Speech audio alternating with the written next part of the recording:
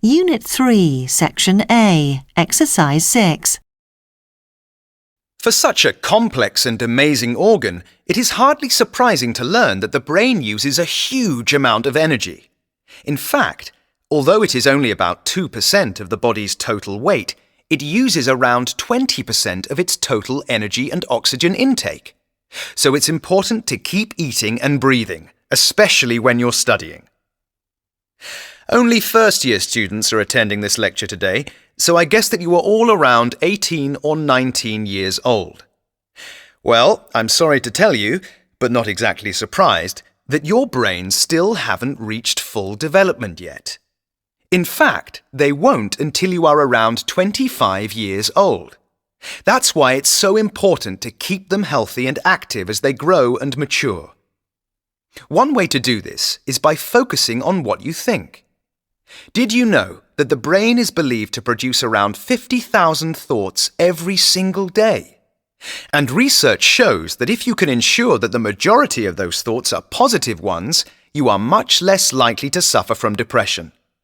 Something to think about, I'm sure you'll agree. As we discussed previously, it is in the temporal lobe where our memory functions occur. However, there are memory fragments stored throughout the brain.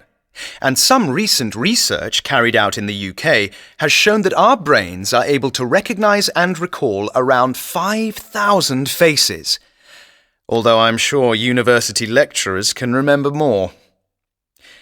Before I finish today, I just want to give you a couple more facts to think about. First of all, do you know what the average attention span was of a human back in the year 2000? It was around 12 seconds. So, what do you think it is now? Any thoughts? Just 8 seconds.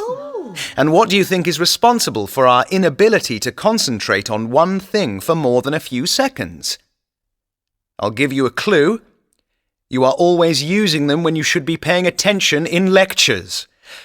Of course, it's the smartphone. But we'll end today on some good news. A few years ago, scientists in Japan wanted to compare the power of supercomputers with the human brain. They took the K computer, at the time one of the most powerful machines in the world, and instructed it to process all the information that our brains can process in 1 second. How long do you think it took? Less than a second? You must be joking. It took it 40 minutes. So remember, look after your brain, because it really is your most powerful piece of equipment. See you on Tuesday when I'm planning to talk more about how the brain processes information.